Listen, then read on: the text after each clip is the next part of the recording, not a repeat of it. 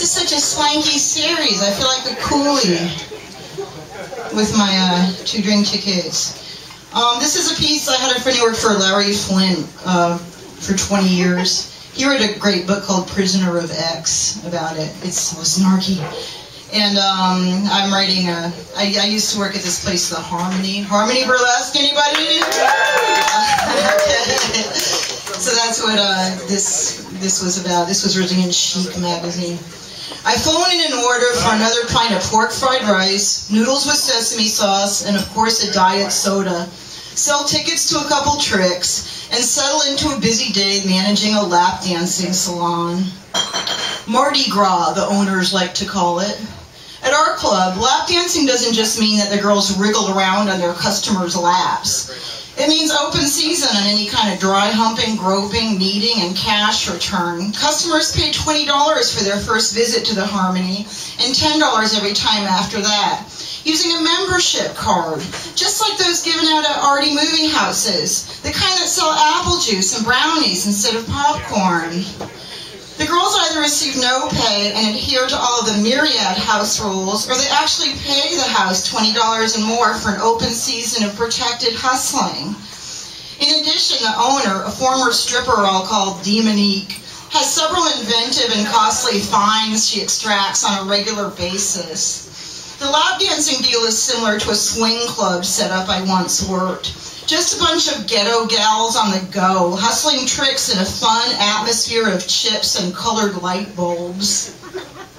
Many of us preferred this protected environment to anything else and begged to be permitted back every time we get fired. The clientele is the usual fun mix of New York City perverts.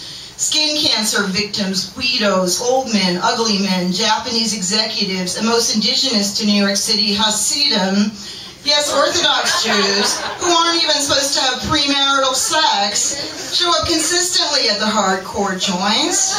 They won't sit around and sip a brewski while a go-go gal rides a few feet away in a public bar, but they'll grope a fat, aging Spanish girl's cunt for $1 a minute.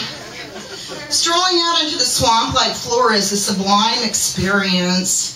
Up to 30 girls at a time can be either working or waiting to sit with someone. The tricks are either slamming a girl against themselves, groping a dangling tit, poking a displayed for easy access twat, or trying to look casual while waiting for something they're really interested in to come along. It's funny to see a girl sitting on a Japanese guy who's violently clawing at her tits, as if he'll somehow get more for his consumer dollar, slamming her up and down, and listen to her talk to a coworker at the same time.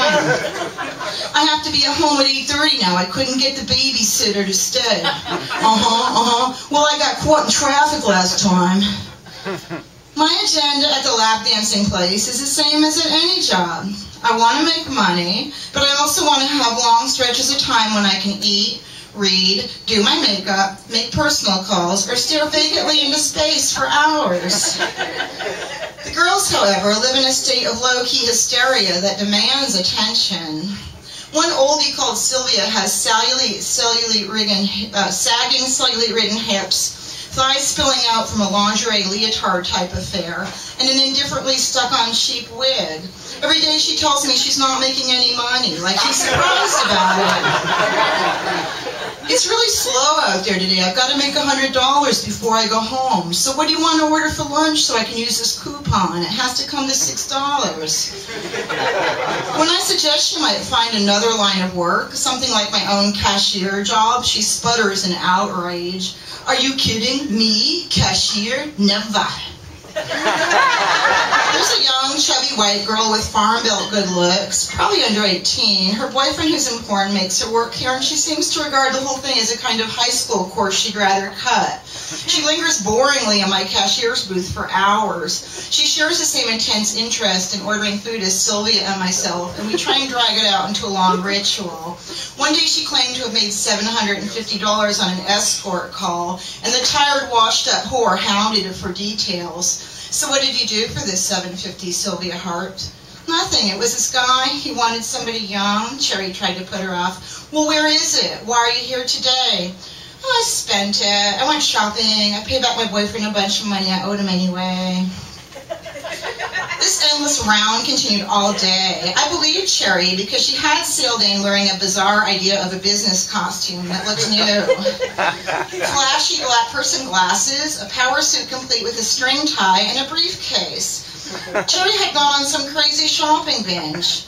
All of a sudden, 3 girls barged in at once, babbling in rapid-fire street Spanish in their low-rent bustier combos, and cut our tiring argument short. They had at least expended more purchasing effort than some of the white rock and roll girls who just wear ratty G-strings. They actually found a place that sells used G-strings on 17th Street.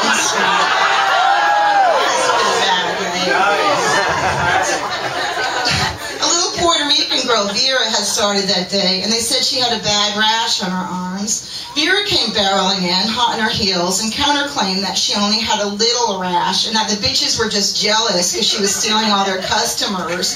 I got a little suspicious when I noticed that. Over the standard lingerie, Vera was wearing a satin warm-up jacket. She had visible chickenpox-type scars on her chest. Her logic was the odd, pig-headed logic of the street whore.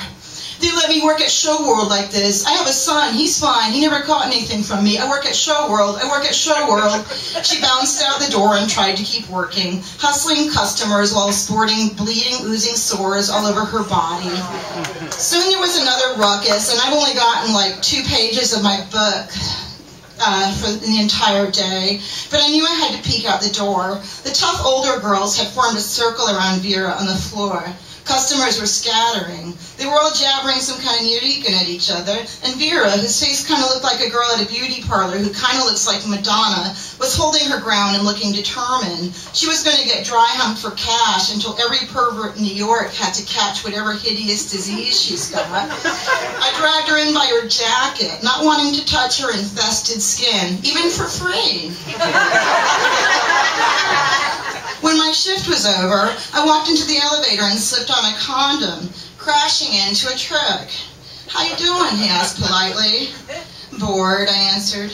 "I'm bored, and I'm paying," he blurted. "Thank you, good night."